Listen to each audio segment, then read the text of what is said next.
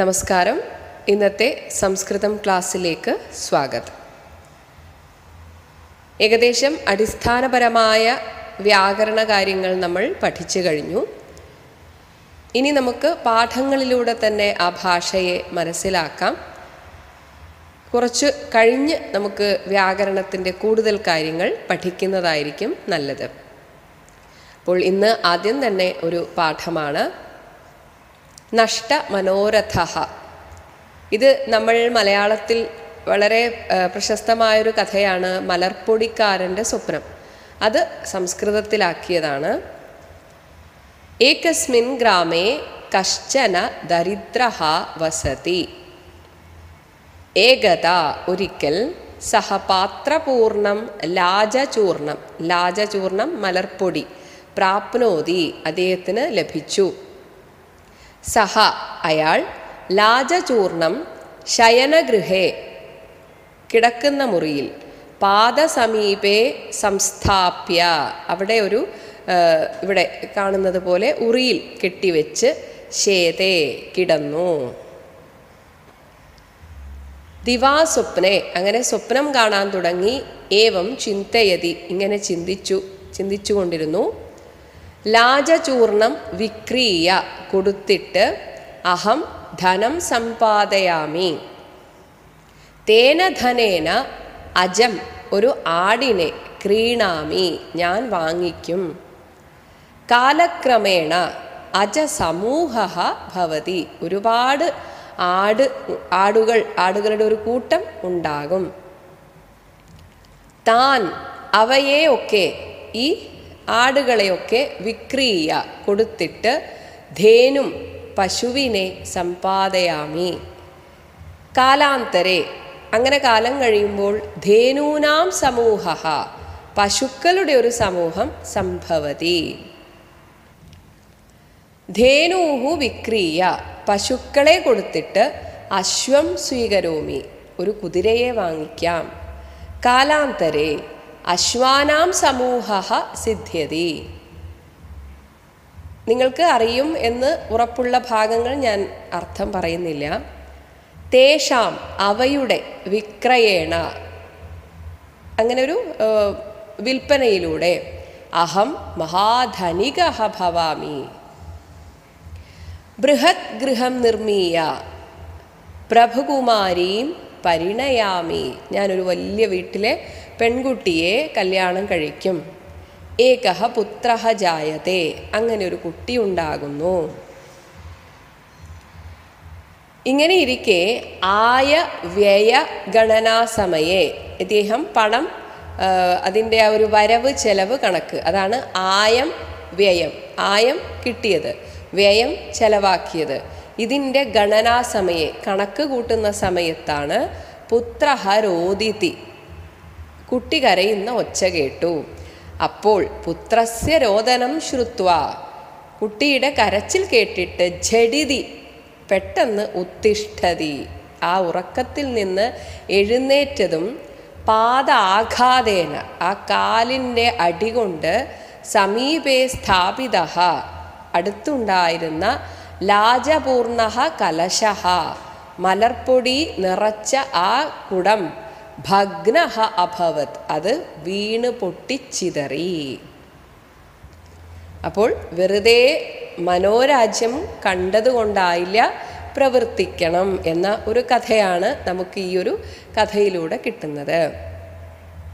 അപ്പോൾ ഇന്നത്തെ സംസ്കൃത സംഭാഷണം, രണ്ട് പെൺകുട്ടികൾ പരീക്ഷ കഴിഞ്ഞ് പുറത്തിറങ്ങിയിട്ടുള്ള കുശലാന്വേഷണം. ഉമ പരീക്ഷ കഥമസ്തി ചിന്താനാസ്തി ഉത്തീർണത തു ഭവേത് ജയിക്കും, അതാണ് ഉത്തീർണത, ജയിക്കും എന്ന് തോന്നുന്നു. ഭവതി എന്താ നിന്റെ കാര്യം? മമാപി തഥൈവ എൻ്റെതും അങ്ങനെ തന്നെ. ഭവതു പരീക്ഷാത്തു സമാപ്ത പരീക്ഷയ്ക്ക് കഴിഞ്ഞു, നമുക്കിനി ആ വിഷയം വിടാം. അദ്യ ഇന്ന് കാ യോജന എന്താ പരിപാടി? ഭവത്യാഹ നിന്റെ പരിപാടി എന്താണ്? യോജനാക്ക എന്ത് യോജന, എന്ത് പരിപാടി? ആദൗ ആദ്യം പോയിട്ട് സമ്യക് വിശ്രാന്തി നല്ല റെസ്റ്റ് എടുക്കണം. അനുഭവാമി, ഞാൻ അങ്ങനെ അനുഭവിക്കുക എന്ന് വെച്ചാൽ പോയി നന്നായിട്ടൊന്ന് ഉറങ്ങണം, അല്ലെങ്കിൽ റെസ്റ്റ് എടുക്കണം. അപ്പോൾ മറ്റേ കുട്ടി ചോദിക്കുകയാണ്, പഠനേന തഥാ ശ്രാന്താസ്തിവ.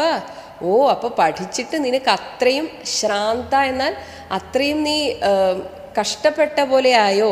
ശ്രാന്ത, പരിശ്രമം നിന്നെ അത്രയധികം കഷ്ടപ്പെടുത്തിയോ? അസ്തിവ, ശ്രാന്ത അസ്തിവ, നീ ക്ഷീണിതയായോ? അതക്കിം, അല്ലാതെ പിന്നെ സപ്താഹേ, ഈ കഴിഞ്ഞ ഒരാഴ്ചയായിട്ട് പഠനമേവാസിത് കില, പഠനം തന്നെ ആയിരുന്നല്ലോ. അസ്തു, ശരി. അദ്യ സായംകാലേ, ഇന്ന് ഞാൻ വൈകുന്നേരം അഹം സിനിമാൻ ദ്രഷ്ടും ഗച്ഛാമി, ഞാൻ ഒരു സിനിമ കാണാൻ പോകുന്നുണ്ട്. ഭവതി മയാ സാകം, നീ എൻ്റെ കൂടെ ആഗച്ഛതി വാ, വരുന്നോ? നിശ്ചയേന, തീർച്ചയായും. ഭവതി മമ ഗൃഹേ ആഗച്ഛതു, നീ ആദ്യം എൻ്റെ വീട്ടിൽ വാ. ആവാം, നമുക്ക് രണ്ടുപേർക്കും മിളിത്വ, ഒരുമിച്ച് ഗച്ഛാവഹ, നമുക്ക് പോകാം. അവിടെ ഗാച്ഛ എന്ന് എഴുതി പോയിട്ടുണ്ട്, ഗച്ഛാവഹയാണ്. അസ്തു തർഹി സായങ്കാലേ മിളാവഹ. ഇവിടെ ദ്വിതീയ, അതായത് ദ്വിതീയ അല്ല, ദ്വിവചനം, രണ്ടുപേരായതുകൊണ്ടാണ് മിളാവഹ എന്ന് വന്നത്. അപ്പം നമുക്ക് സായംകാലേ, വൈകുന്നേരം കാണാം. ഇന്നത്തെ സുഭാഷിതം, ദിവാ പശ്യതി നോ ലൂക ന ഉലൂകഃ, അതാണ് നോ ലൂകഃ. കാകോ നക്രം ന പശ്യതി, കാകഃ നക്രം ന പശ്യതി. വിദ്യാവിഹീനോ മൂഢസ്തു, മൂഢഃ തു ദിവാ നക്രം ന പശ്യതി. അപ്പോൾ ഇവിടെ പറയുന്നത് ഉലൂകഃ, ന ഉലൂകഃ എന്ന് പിരിച്ച് പറയുന്നതിലെ ഉലൂകഃ എന്ന് ആദ്യം എടുക്കുക. ഉലൂകഃ എന്നാൽ മൂങ്ങ. മൂങ്ങ ദിവാ, പകൽ, ന പശ്യതി, കണ്ണ് കാണില്ല, കാണില്ല ഒന്നും. കാകഃ, കാക്ക, നക്രം, രാത്രി, ന പശ്യതി, കണ്ണ് കാണില്ല, ഒന്നും കാണില്ല.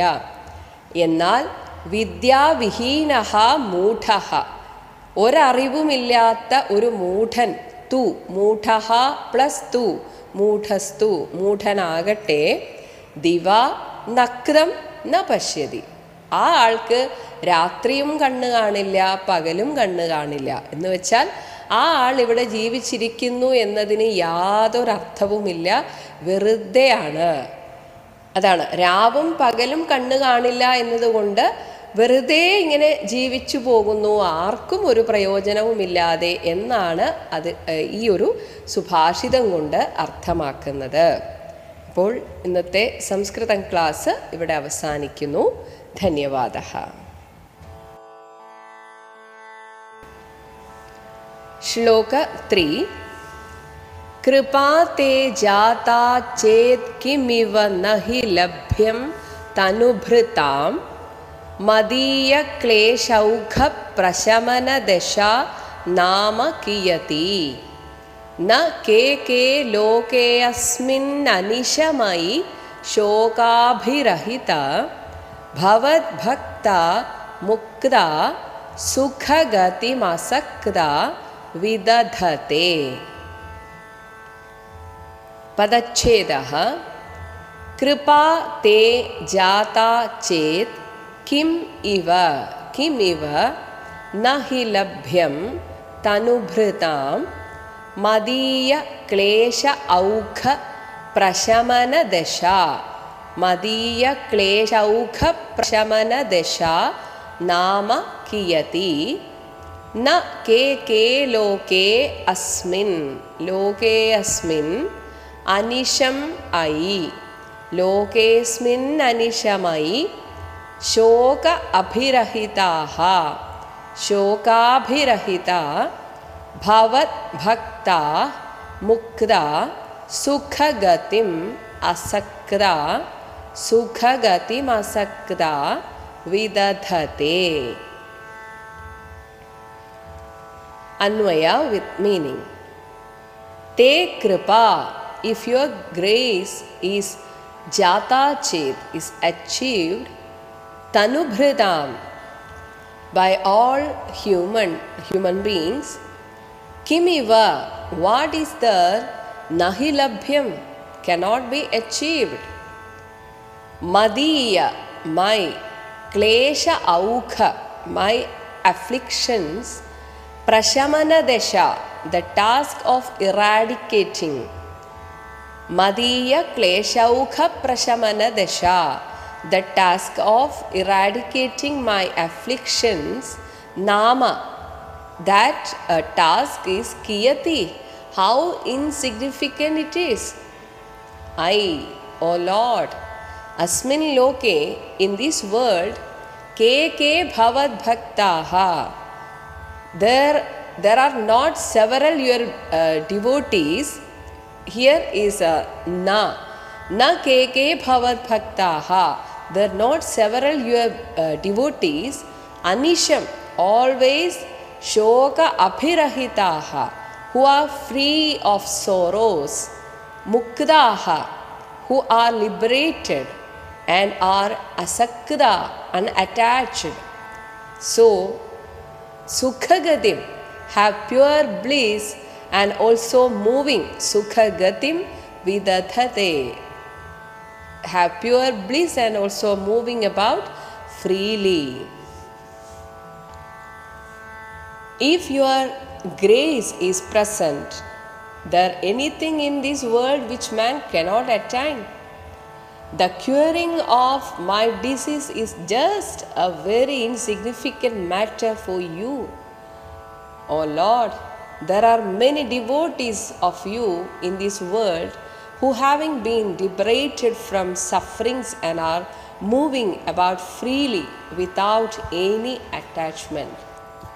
Krishna, I also want to be like that. Kripate jata chet kimiva nahi labhyam tanubhrata Madiya kleshaukha prashamana dasha nama kiyati न के लोगेस्मिन् अनिशमयि शोकाभिरहिता भवद्भक्ता मुक्ता सुखगतिमसक्ता विदधते.